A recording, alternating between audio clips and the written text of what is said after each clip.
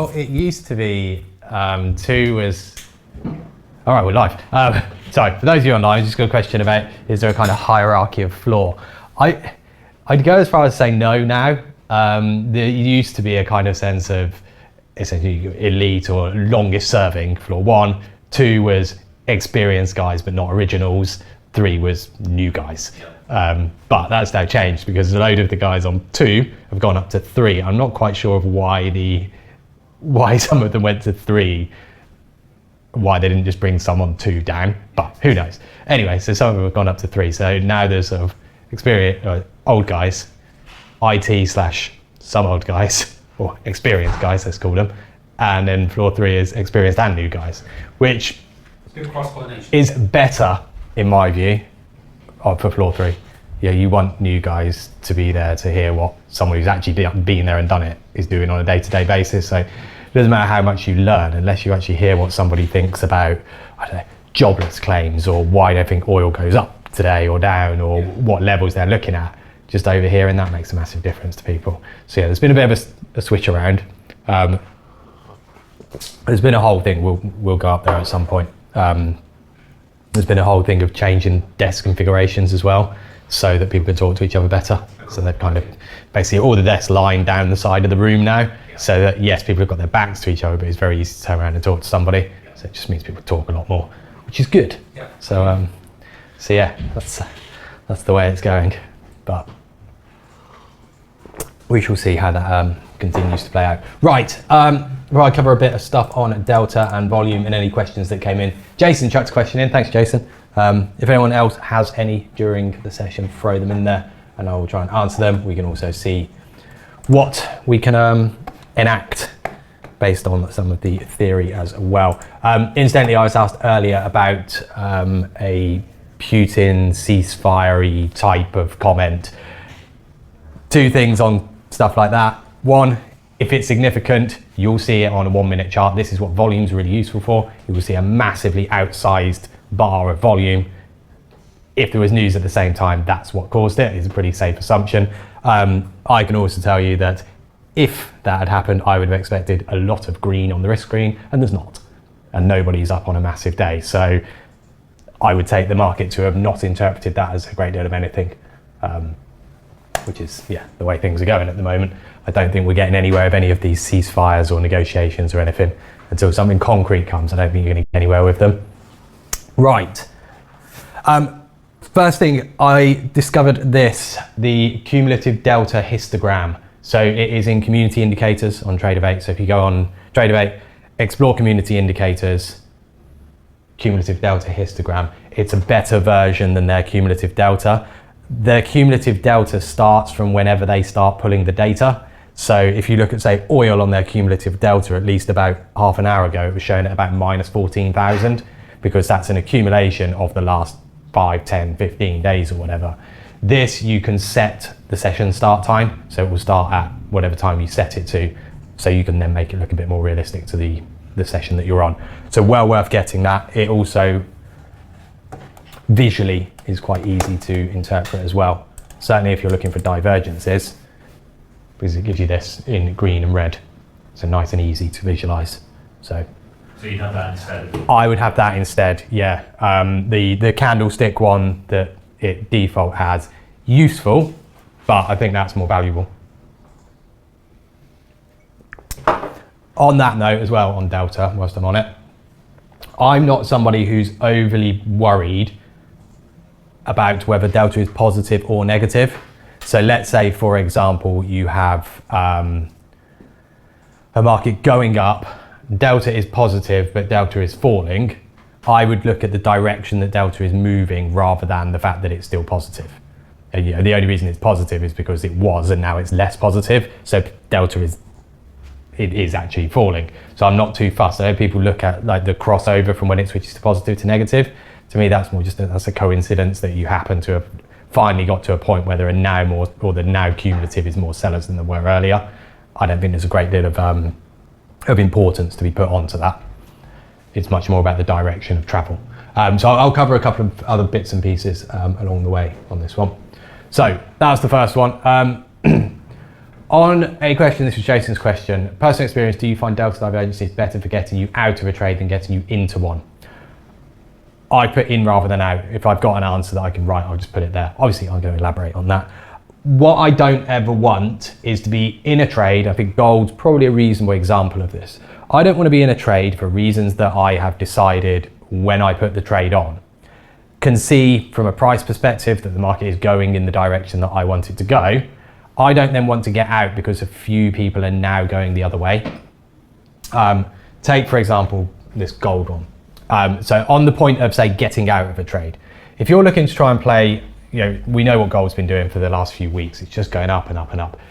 I always, when I look at something like that, assume that there's a vulnerability to a quick sell-off. Doesn't mean that's the top and this is going to fall out of the sky and it's never going back there. But at some point, there's going to be a liquidation of people because people can't just keep on buying and buying and buying and some of them not take some profit at some point. When some comes to take profit, it'll push others too and you'll get this quick rush to the downside, which is what you got in gold yesterday.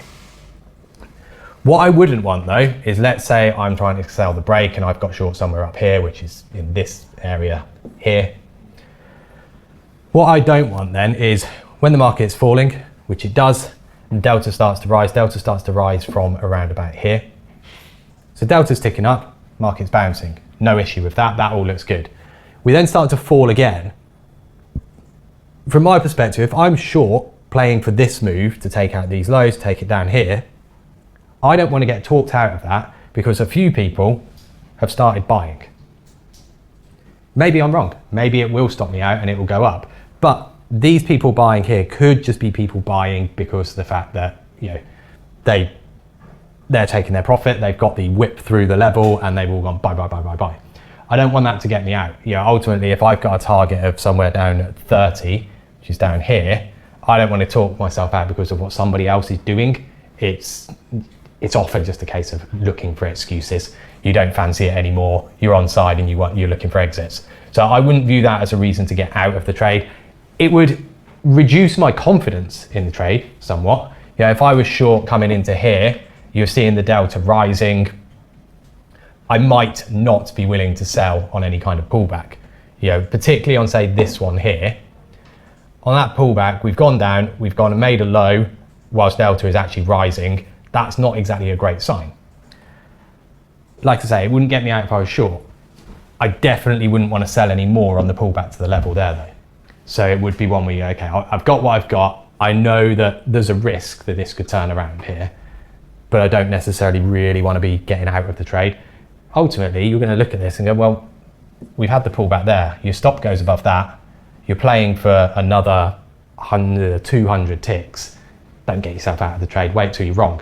On the same point, if you're looking at this as a divergence, delta's going up whilst the market's going down just about. There is no entry on the long. So from the perspective on this, is where if you think about it as using it to get you into a trade, if you're short, well, is there any reason that you'd want to buy this? I wouldn't say so. Delta's going up, yes, but I need the delta to get me to a point where I can believe this is going up rather than this is just people profit taking.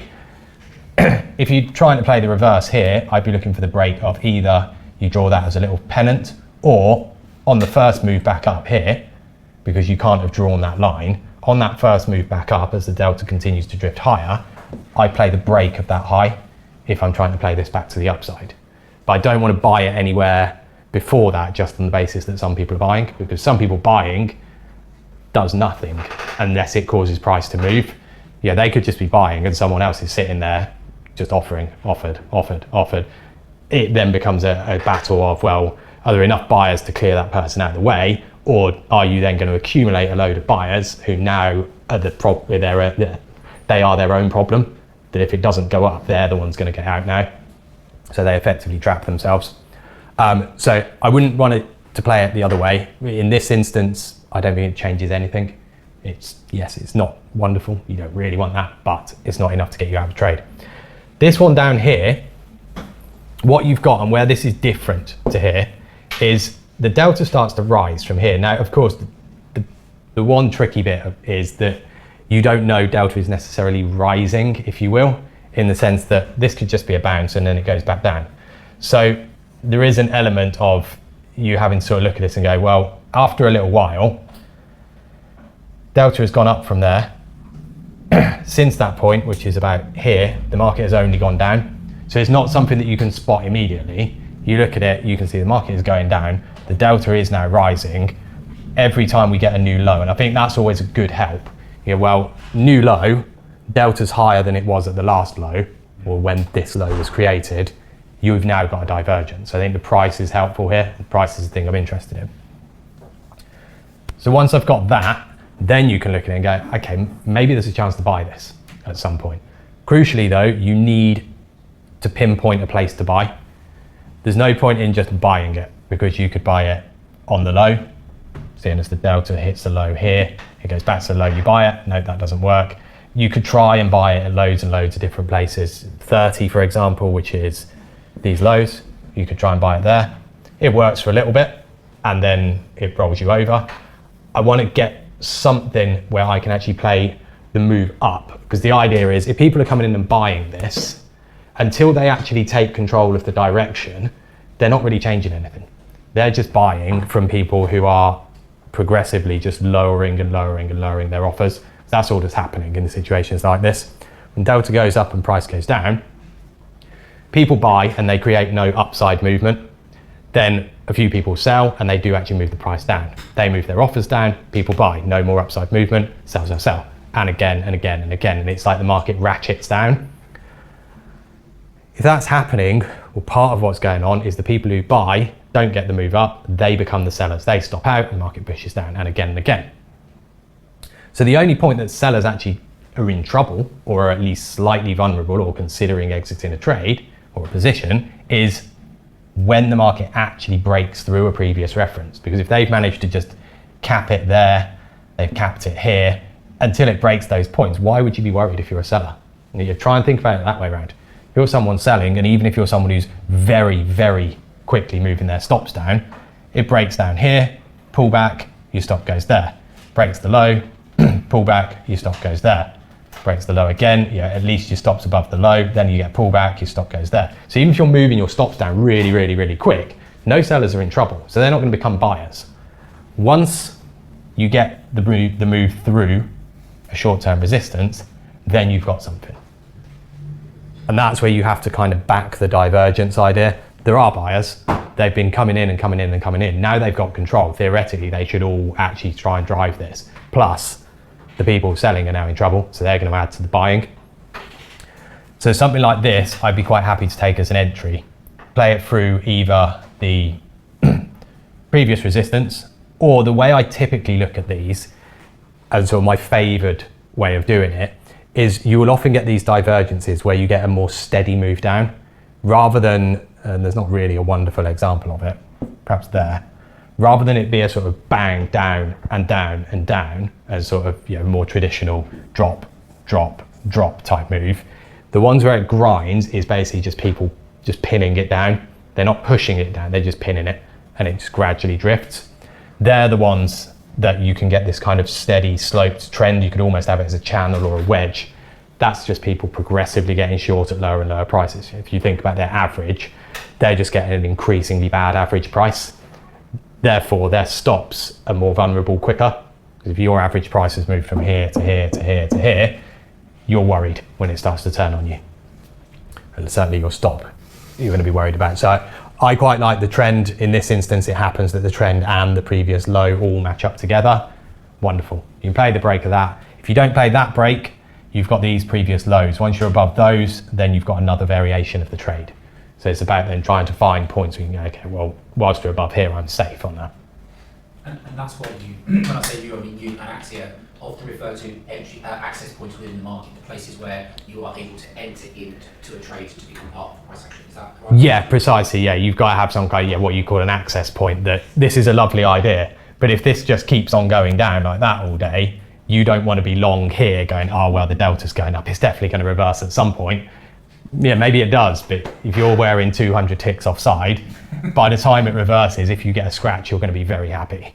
So there's no real value in it. You know, I always find any trade, if you can get into and you can't clearly define a stop, even if the stop is somewhat large, if you can't clearly define it and be able to define a reason that you'd be wrong, you don't have a trade. You've got a nice idea and that's about it. Like this one's not that comfortable that if you play the break here, initially your stop's there, which that's 22, so you're getting in at 27. So it's a 50 tick stop. So it's a pretty hefty stop. You can look at it slightly differently and say to yourself, well, if I play this break, it's a breakout. So if it doesn't go straight away, you are to a degree wrong anyway. You could use these tiny little range here if you want to be really tight on it and put your stop below that.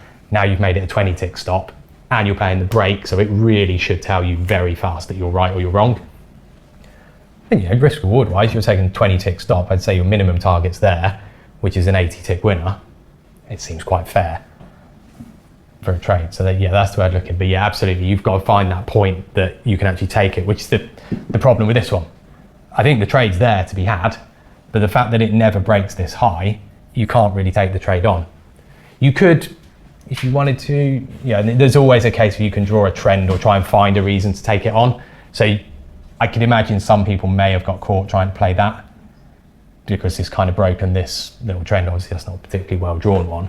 You might get some people trying to play that and sort of play it as a, effectively a sort of double bottom with a trend and try and play it like that. That's the thing with technical analysis. You're using it to find the trade that you'll find an entry point to the trade that you like the idea of. From my point of view, at this point, you're here. Yeah. I don't want to be buying that. It's got to get convincingly back above 52.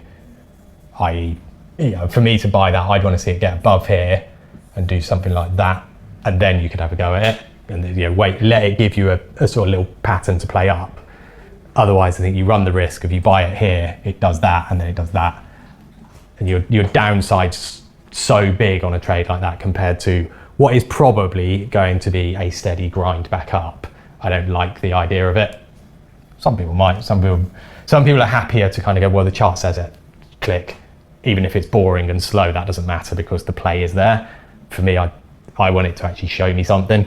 That's a personal kind of preference thing. But that, in answer to the question of, do you think it's best for getting you in or out? It's a supplementary thing, in my view.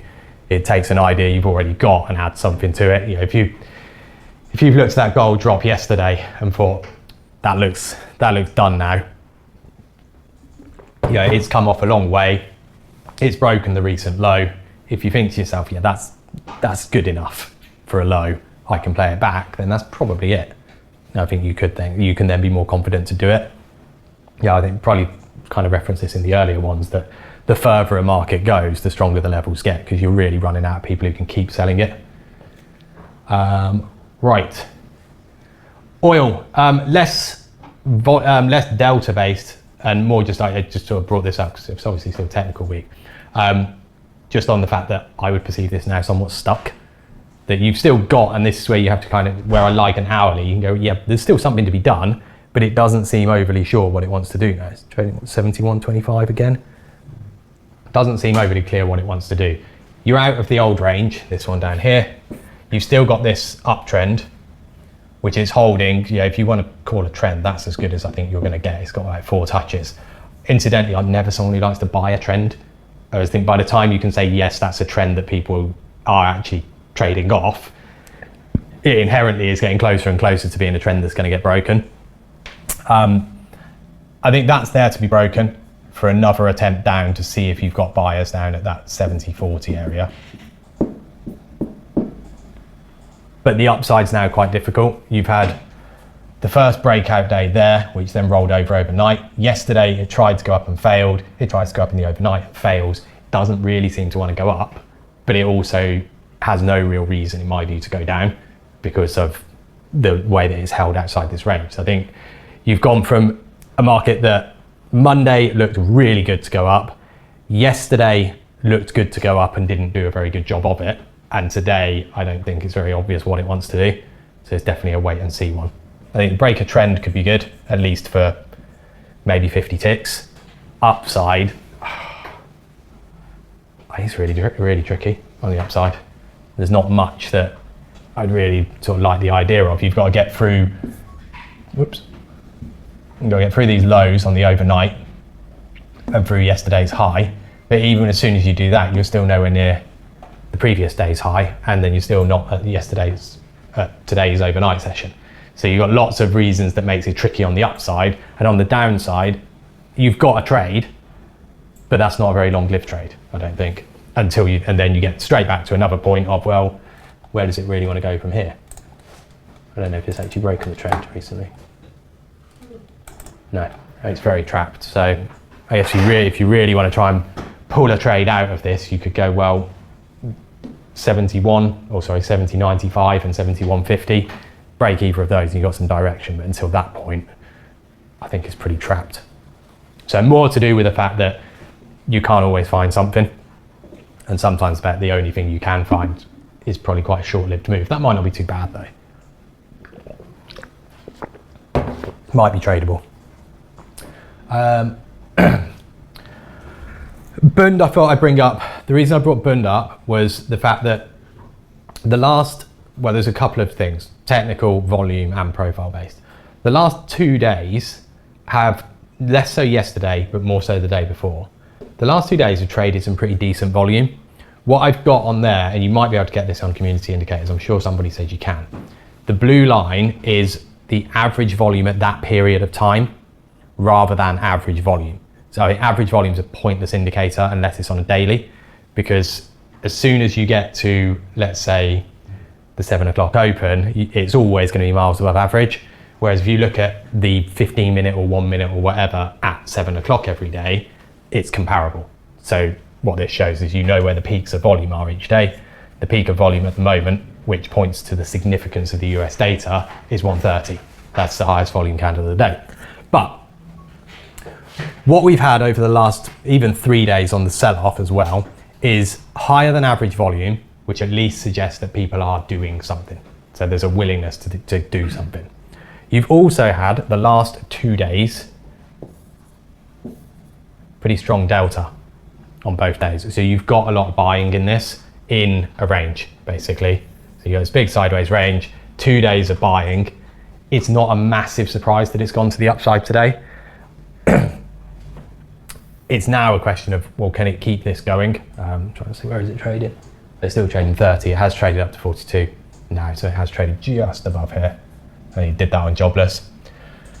But you would look at today, I wouldn't be too worried that the delta is reasonably flat today on the basis that people have been buying. We are now on the move up. It's flat, but it is drifting towards the upside. So I'd be quite happy to say, yeah, it's going up. Obviously, you'd want to be in this earlier on today, and it's not done the nicest of moves. What has surprised me on this is the nature of this move and the fact that it has kind of struggled its way up. I was expecting at some point that it might have a bit more of an explosive move up. Just on the basis, if you look at that, there's no resistance in it. I think you've got one area that you're stretching it to call 42 a resistance. 76 is more from an hourly perspective. But looking at that, there's not really much resistance. So if it does start to go up, there's not going to be any point along this journey that it's actually going to stop anywhere. Put it this way, if you're looking at that, where would you sell in that? There's nowhere, because anywhere you do sell, you can't place a stop. If you sell here, well, where's your stop? Over the high? There's no point in selling there. You might as well see if it gets to the high and sell it. So I did actually expect this to have a bit more of a cleaner move up through that.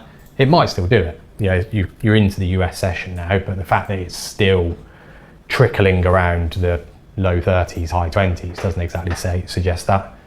You've got a little flag as well if you really want to try and draw it. So 2 questions if I may, just on breakouts here. Yeah. So where we gapped up today, is that gap up today? Yeah, here. So where we gapped up today, do you consider that thrust candle a breakout of the consolidation sufficiently that you would trade it, or would you look across to the next high we're still within that range, and until we break the thrust of 2 days ago? This bit. Really, yeah, until we break that's not a breakout that you would typically take. If you want to see the full range breakout, would you say actually there's been enough consolidation with enough of the change in delta over the last 2 days to make that viable? I would go for it from there. So I would look at that as the kind of, almost that's the range. Yeah, with some edges outside. Yeah, you've had an attempt, well, that's not an attempt because that was before it got created. You've had an attempt there. Once you've got these lows, I would say that was an attempt. Particularly I was talking about yesterday, that kind of did that one move up and just rolled straight over. I would view that to be the range. So yeah, I would say that once it's gone up above it, you could, well, perfect example, you could just buy the top of the range. The problem you'd have with that is you had the PMI data coming out. So you'd end up being long into the PMI data. This is a 15-minute actually. So by the time the data came out, the data was that green candle. Right. So you at least could have played it to this high ahead of the data. Whether you stay in beyond that is a separate question. And just whether it's a turn you won't go down, tell me, but in terms of if you were long off that and you were in the money coming into the data, would you typically say, you know what, I always get out of data, or it just depends on where I am in the trade, how I feel where the market is, there's a whole bunch of variables that it's not a fine, I get out or I stay in? We kind of had this discussion a little bit yesterday, or me and Ross said yesterday. Yeah, okay. I would look at this. Well, I think it always depends on where you are. I would look at this because my view was if you get inside this range, it could just go whoosh straight the whole lot of it. So you could end up with an overextended move on the data. I'd look at that and think, if I'm in from 95, I've taken 20 ticks, I'd be quite happy to scale something out and let part of it go. You know, on the basis that I'd have to do a bit more research on the PMI data to be really clear on it. But I don't think there's been many PMIs that have done much over 20 ticks in the Bund recently. So I'd be looking at it thinking, if it's a bad one, I might be taking a 5-tick loser from my original entries, and maybe I end up getting out below the low of the day. If it's a good one, I would have expected it to go up there and sort of give you another 30. So kind of weigh it up on the basis that it's got to be really out of line to stop me out, and it doesn't have to do much to give me the chance to go up, almost to the point that whatever happens, it's probably still going up. It's just a case of I might put a shorter time frame up on it. Oops. That was it going into the data. So yeah, there's the 95s, which are that previous range. So that low there, that's your 95. If you bought that, you're going into the data. A little bit harder here because you're going into the data and it's trading at 07. So you're not above the level. I still think you could look at that and go, well, if I've covered something at the level, which, yeah, again, if you're looking at this and you can see the data's coming up, you know it's coming, I'd probably be at least looking to cover something at that previous level. But yeah, I think there's some value in this instance of going, well, I'm unlikely to get stopped out, or I'd be unlucky to get stopped out. It would almost be a case of, I'd assume it's going up, it's just whether it takes me back to a scratch before it goes up or whether it just goes. So you kind of weigh up that if it's going to go, it's probably going to be big, and if you're not in already, you're going to struggle to buy it because you're going to be buying it up here somewhere. In which case, yes, I think on that instance is stay in. And then you get so that was the French, then that was the German. That's a pattern that is going on at the moment on the PMIs, that basically the French one moves and the German one, unless it's very much in the same direction. Incidentally, today it wasn't. The French was lower, the German was higher, so it made sense to drop. But the German one typically is reversing the French one. But even then, it goes straight back to the same point. I'd be quite happy to have another go at buying that. And just go, well, it looks like it still wants to go up technically. Why not have another shot? To buy that. Unfortunately, that goes back to the high and then drops again, all the way back once more, and then it goes back up. It's made a real messy day. That's the thing with the Bund at the moment. It's doing this a lot, where it looks technically wonderful and then it doesn't do anything. Really frustrating. Like, someone messaged me, I was looking on the train, one of the guys messaged me, he's like, what do you think for the Bund on the upside today? And my response was, if it gets over 13s, or I think you have 13 and 22, as long as it's above 13, I think it will go to 42, possibly 76. And it's just making such a meal of it, but I'm reasonably confident it will do that. Now it feels like it just needs the T notes to help it out, and they're not. There you go, another illustration of a market that clearly, if it's bullish, it basically just washes off anything negative. Yeah, that's the jobless data. It pings it down straight back to that 13-ish area and straight back up. So it does want to go up. It just feels like for some reason it's struggling on the upside. And it keeps getting capped. So yeah, not a nice market. I think someone told me earlier that they reckon there's a a very obvious gilt bund spread being put on, which is part of the reason why it's not going up. Excuse me. But yeah, that was mainly the point of the delta on this one. I'm not the biggest, I guess you call believer in this idea, but I know a few people put a fair bit of credence to it. The delta in certain markets will not exceed certain amounts. Obviously it will occasionally, but the general view is that about 20,000 is around about the limits for the bund, i.e. if you're over 20,000, you're going to struggle to keep a move going, which that's 25,000 on each of these two, and that roughly called the top of the day, there and there.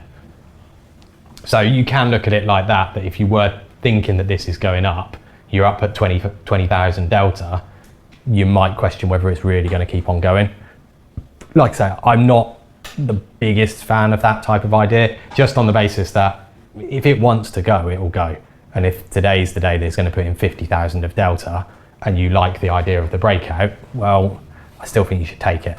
Maybe you take it with slightly less size, but I still think it's a good trade.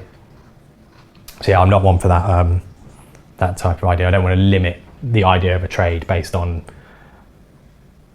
oh, there's been too many buyers today, surely there won't be any more. It's the same as the concept, the amount of times I've heard people say, oh, it's already down 2%, surely it can't go any further. And my view is, well, it can. And if your view is... That it probably will. Well, one, that, and also two, if it's gone too far at 2%, what are you going to do at 5%? How far has it then got to go before you can then accept that it's going down? I think you're better off to go, well, it's down 2, why not 3? If it goes 3, at least you're not surprised, and the further it goes, the further it will go.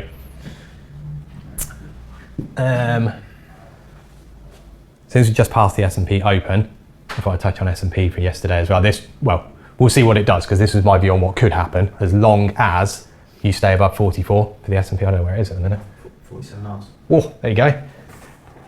Chance to buy it then. Oh yeah, there we are. Right, we'll see in a moment. Yeah, the reason for that, rather than me just going, oh yeah, buy it. The reason for me sort of thinking that was yesterday was a pretty impressive move. Cover that bit. Oops. Yesterday was a pretty impressive move, and it was, you know, a classic example of it's got to move at some point. It can't just sit here and sit here and sit here and sit here and do nothing. So it sat there for a week or so. You know that it's ready to move. The other thing, like I mentioned yesterday, is I would expect it to be quick on a move down, because you've got all these people buying in here. When it gets pushed against them, it falls out of the pennant, or it falls below these lows at 50, it falls below 44, they're going to get out. And that's what's happened here. So you get this huge drop in delta, 40,000 S&Ps, approaching a high number. I'd say 50 is about as big as it usually gets. But 40,000 S&P, big sell-off, higher than normal volume, which is what you'd expect, and pretty straight line move. Technically, it's also nice because you've got this little zone over here. I'll move that ladder for a minute. Move over here. There we go. Technically, it's quite nice because you've got this whole little zone to sweep through. So as soon as you get into that, if you're short coming into it, my view would be it's going to the other side, which I think was just below 19. I think that's about 15s. So it's a really nice one technically.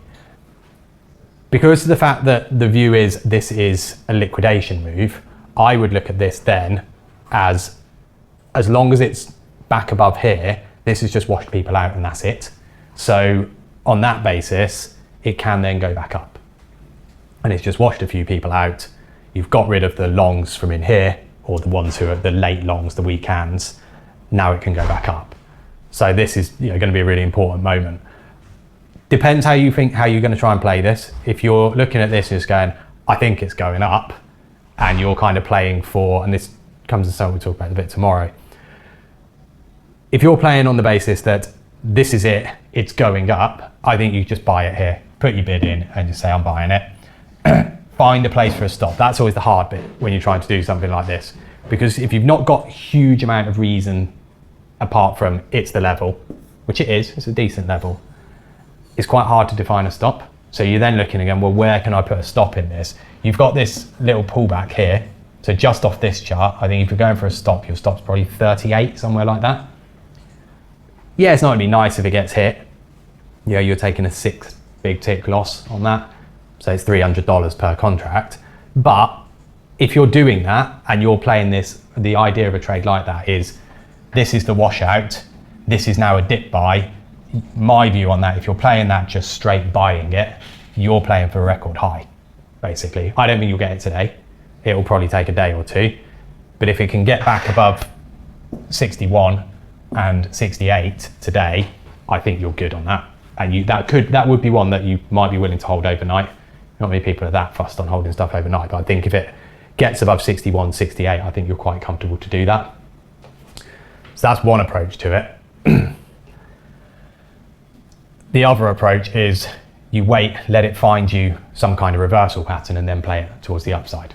The danger of that is you miss it, possibly. If this does just straight line off the lows, you've missed it. If it sets it up, wonderful. So it's a case of, if you're playing a trade like this, if you're going for the just buy it approach, you've got to be quite willing to accept. I think this is kind of something we were talking about earlier, Peter, the whole idea that if you're trying to pick this sort of inflection point and where it's going to reverse from, you've then got to have a sort of secondary point where you say, well, until it gets over this level, my idea is right, but I'm not proved right. Where that level is partly comes down to what you're trying to achieve. If you're trying to play for a record high, I don't think you're right until you're above here, or at least the overnight high, whatever that may be. Where are we?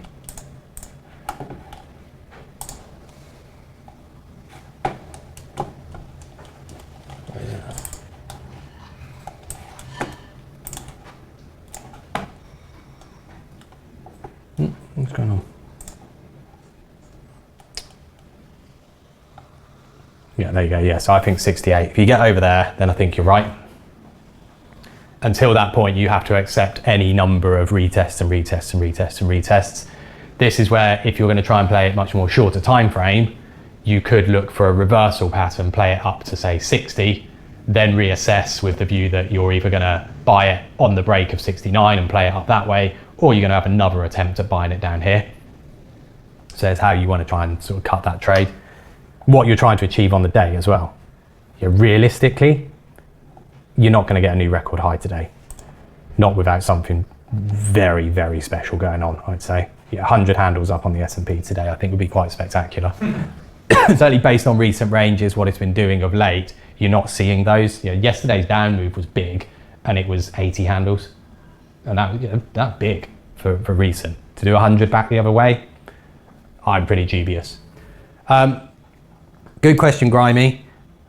What time frame chart do you typically look for an entry? Well, like I just explained, you could go for this off an hourly because I think it's a significant level. If I'm not going to play it like that, and if my view is I'm going to play this on the basis of a shorter time frame setup, i.e. give me a reversal setup, I would take it down to either a 5 minute or a 1 minute. So the hourly establishes the levels for me. And then I'm going to want something, where are we? S&P.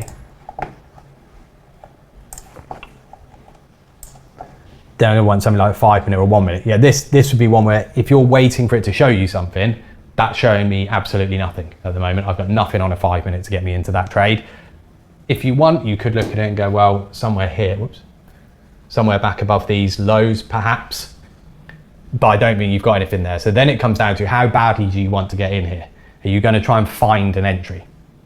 Because at the moment, I don't think there is much. I think if you're going to try and buy this on the basis of a short time frame pattern, realistically, it's probably the break of that high. Because until that point, this is just a market that has dropped off the open and just sat there.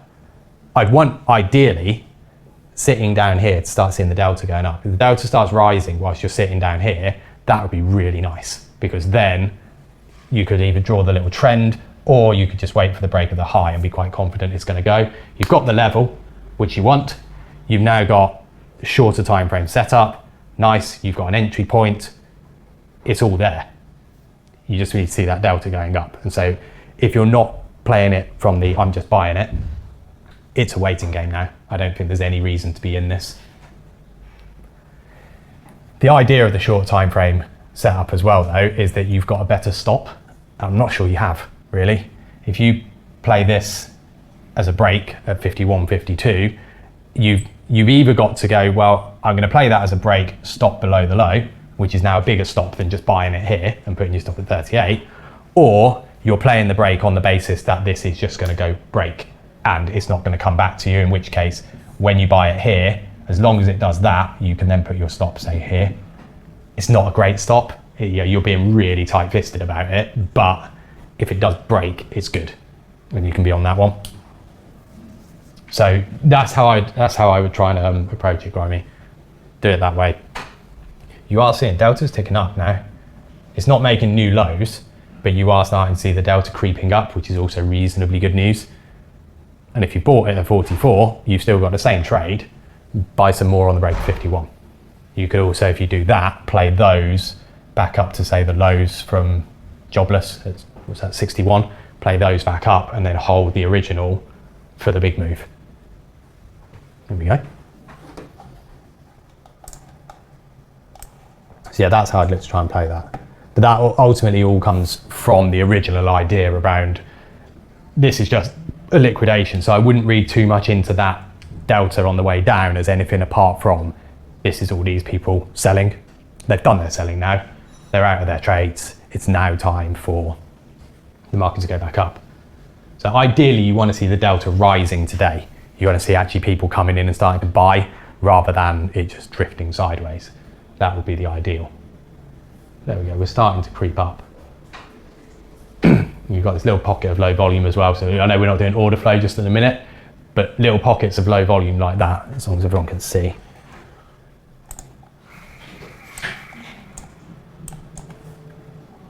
What that's indicating is on the way down, that was where sellers pushed it. They took it through those prices with very, very little traded.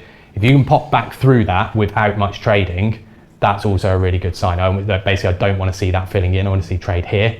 The more trade you see up here, the more confident I'd be that this is going up. And then, like I said, I think you could play at 61 as your initial target. It needs to get over that 51, 52 zone. That's the ugly bit of it at the minute.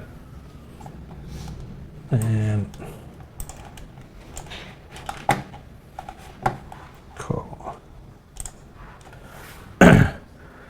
That was that bounce off the low in the S&P as well from yesterday. So if you wanted to buy the dip, this was your opportunity for it. This one is, that's a 5 minute, and that was a 1. And this is that idea of it's not a delta divergence here. This is what I call a sort of delta flip. You'll see this, if you get a footprint up of yesterday, you'd see this, if you've got the volume delta grid, you'll see quite a distinct jump in volume at that point in time, or jump in delta. So the top line will be, negatives, negative, negative, negative, bigger positive. And if it's that big positive followed by another one, you can get it and go, okay, now the delta's flips up. I don't think that's enough to just buy it. You could if you really wanted to. It was a bit of a level. So you could go, well, yeah, fine. Again, I like the idea of it being a dip buy. I'm going to buy that and try and get in sort of on this, say, third candle with your stop below the low. I think you could do that. If you want an entry and you want to try and find a controlled entry point, then you're waiting for something to happen. You're hoping something happens, because if it goes too far and it doesn't give you an entry, then you've missed out. I'm actually quite keen on getting down on, say, a 1 minute chart, because this is on a 5. By the time you've got anything to use as an entry point, you're at least up here. And then you're buying a very dubious break. You're buying a break of just a non-eventy half an hour, and you're buying the break out of that, of which it doesn't go. 20 minutes later, it's still just washing into this zone. So you end up missing it, basically. 1 minute's helpful. Little 1 minute patterns, you can find one to suit the trade that you want, of course, but I'd look at that and go, that's a shoulder, head, shoulder, break, and play it like that. Yes, it's fitting it nicely to the trade you want, but if you're looking at this going, I want to buy it, well, you just got to try and find a way to do so. You could just say, well, I've got a higher high, buy it on the break. So then you're getting in at, say, 13. In at 13, playing for, by this point in time, is 7:30. So to get back to 44, I think is a good move. If you go beyond that, you're then getting yourself, or you try and play beyond that, unless it gets there very quick and stays over there, you get back to 44 by around about the close. You don't really want to stay in that, because that might be the peak of the bounce, and it might do 44 and that overnight, so you can't stay in it. Same today, if you're buying 44 looking for the big move, unless it's above 70, I don't think you can stay in that trade. So, with that one, you're playing that from 13. You're shooting for 44, which it just about, actually, it doesn't even do it at the close. So that would be my exit, basically. Once you go past that 9 o'clock close, give it up. And you see the volume on it at 9 o'clock close. It's always big on those S&P closes. Like a normal day on a close is about 30, 40, well, you can see the average actually is now 40,000 on a normal day. Month end, so bear in mind that's what, next Wednesday. Month end, you'll see about 120 to 150,000 on the last minute, just 1 minute. So it's pretty mental.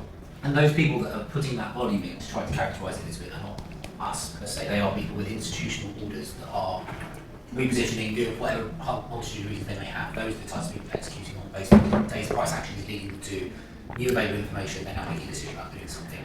Is that how you would describe that volume? There's part of that. There's people who are basically just trading on closes, as in if you're trading on a daily time frame, you might have an order with your broker saying, right, if it closes above X, buy me 100 on the close. As in, and where I say on the close, that's within the last 2 minutes. And that's considered the close or market on close. So you could send your broker a market on close order for 100 if it's above X or below Y. And they will then all get executed together. So you then end up with this flurry of people pushing orders through. And if you've been, if you're an execution trader and you've been given 20,000 S&Ps to do, right, that's probably exaggerating, 5,000 S&Ps to do, and you've got 2 minutes to do it, you can imagine the flow of stuff that goes through.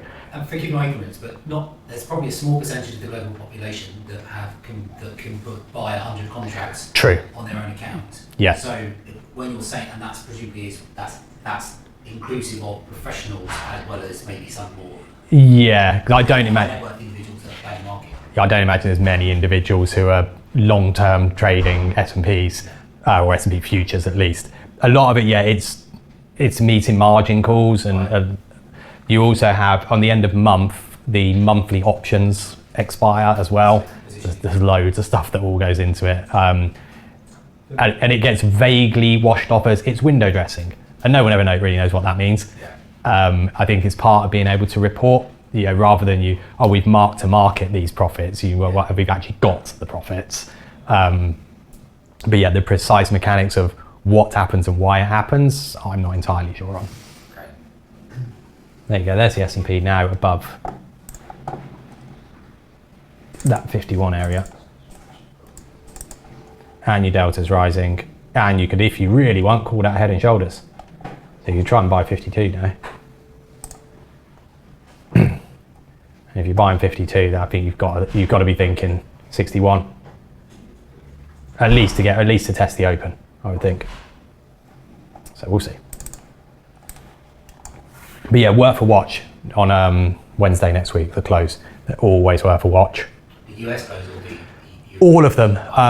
If someone reminds me next week, I'll give you the list of all the close times, and you can go through from currencies, European bonds, European stocks. You could trade oil or WTI off the Brent close at 4:30. You've then got gold, oil. We've got soybeans. If you really want to trade soybean closes, soybeans, oil, treasuries, and then S&P. So the last day of the month is usually a day that people get quite excited about. So I've got 6 attempts at this. I think that's those last day of the month type plays are.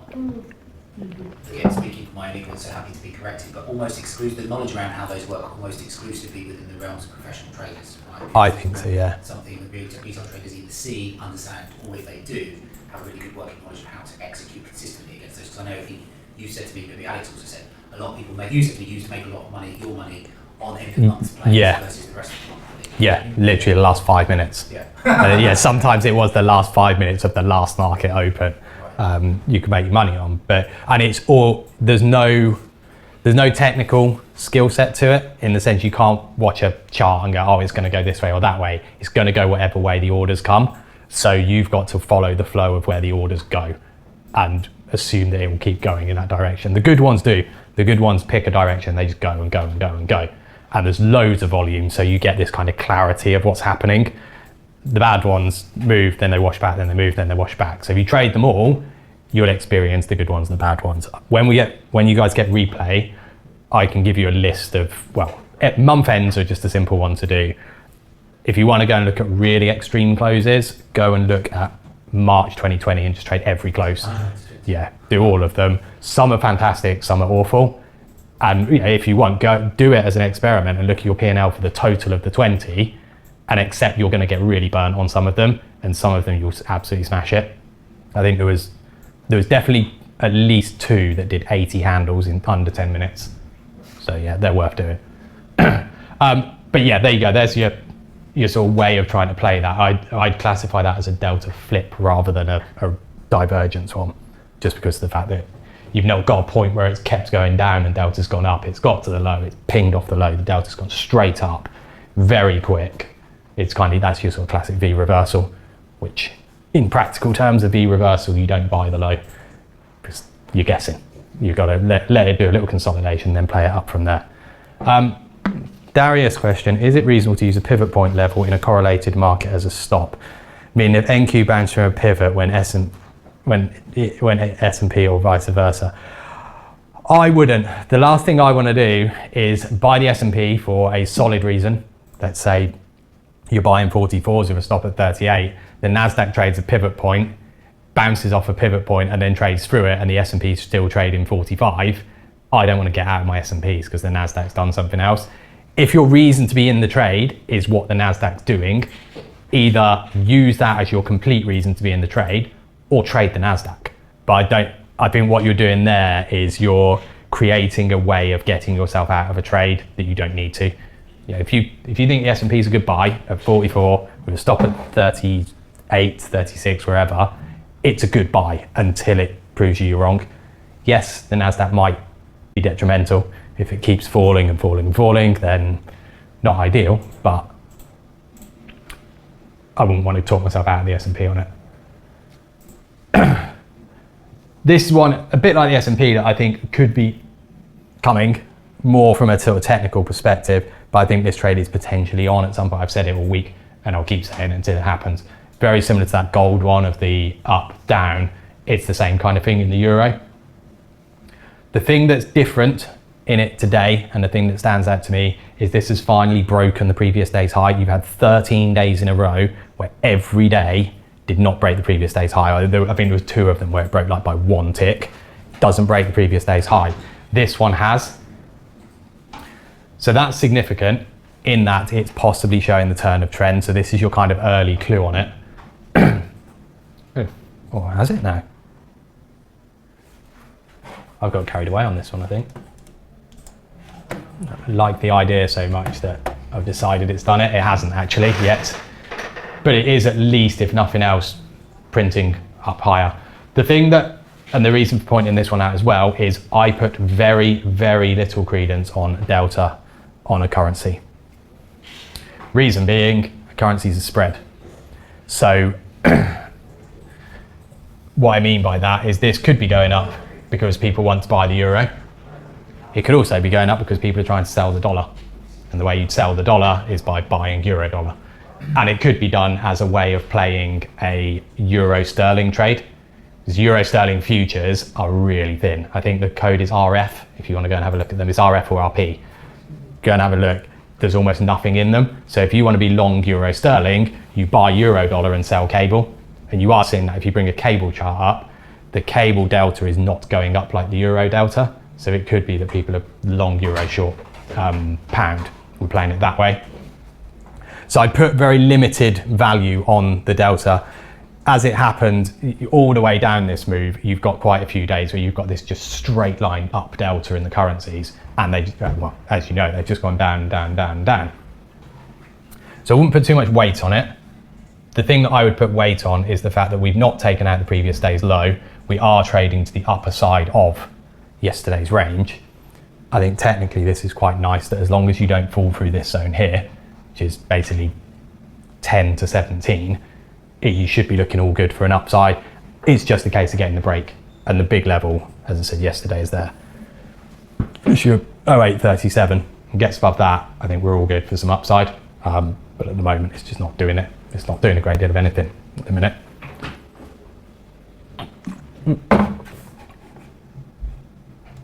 Oh, I thought I had another one that I was going to put up on there. Here, where is the euro? No, euro is now sitting at the high of the day. So you're up around 0.833, so we're up here now, once again. This could be the chance you've come down. If it's going to go, you'd look for it to actually go from here. The euro is a bit of a harder one to read order flow wise. That's your euro. Very, very slow. So yeah, one of these markets that gets very thick, it gets very sticky. It's just not doing a great deal of anything. It's a shame, but I think probably you're at a point now where until you get up above this 37.40 area, why is anybody rushing to buy it? If you're a buyer and it's below there, you might as well just place some bids and let people come and sell it to you rather than rush to go and buy it and try and push it through the level. At some point someone might decide, well, I've got my position now, let's try and push it through the level and catch some people out, get the move going towards the upside. But until that point, I think you're very much in a waiting period at the minute. And hypothetically speaking, what sort of kind of size would you need to be trading in order to be able to create an initiative? The euro, Yeah. I only need a couple of thousand. Well, yeah, to get through the level, certainly from here, you're going to need 1,000 or so. Yeah, well, you ignore these ones. You're about 200 at each price. So you're going to need 1,000 just to reach the level. So a couple of thousand at this point in time. But yeah, I think that's well within the realms of reality within the euro. It's not as, I know everyone always gets told currency is the place to be because there's a global 5 trillion worth of trade in currencies a day or whatever the number is. It's spread across who knows how many numbers of currencies. That also includes all sorts of currency derivatives, swaps. Yeah, it's a vast amount of different things. If you're going to look at stuff like that, go and trade CDSs if you want enormous markets. But it's one of these things people are told to trade it, and at the end of the day, there's so much liquidity. If you're trading a one lot, every market's got liquidity. Yeah, bar things like Bitcoin, but everything's got liquidity if you're trading ones, twos, fives. So you get to a certain point where things change. I always said to people, that should be your goal. Don't have a monetary goal. Your goal should be to get to a point where your size is going to affect the way you trade. Which obviously, if you start in the DAX, that can come quite quickly. Well, within reason. Yeah, exactly. Within reason. Yeah, if you get to 10 DAX, you're going to have to really start to consider how you might enter a trade. You could get to 100 S&Ps, and I don't think it would make any difference. And you go beyond that, you could get to 1,000 T notes, and it won't make a difference. So there you go. There's a goal for everybody. Pick your market and work out what you can get to. So you get like 1,000 lots off in the currencies. Well, you can do it. Yeah, it's whether you want to. It's a completely different matter. Right. That was everything that I'd kind of seen that I sort of wanted to put up. Anyone got any other questions that they got out there? No? There's no more coming online either. Right, well in that case, might wrap it up for today. We'll see how that S&P goes. It's struggled so far at 52, but I think it's still one that it still looks all right. It's just a case of whether it gets it going. Right, I will wrap it up there though, guys. We'll see you all tomorrow. We'll do a bit on entries and exits. So yeah, people are looking at certain places they want to get in, certain trades they want to take on, throw them in the group, and we can go and look at, well, how are you going to actually enter that trade? What are you looking for to get into those trades? So a little bit price laddery as well. See you all tomorrow.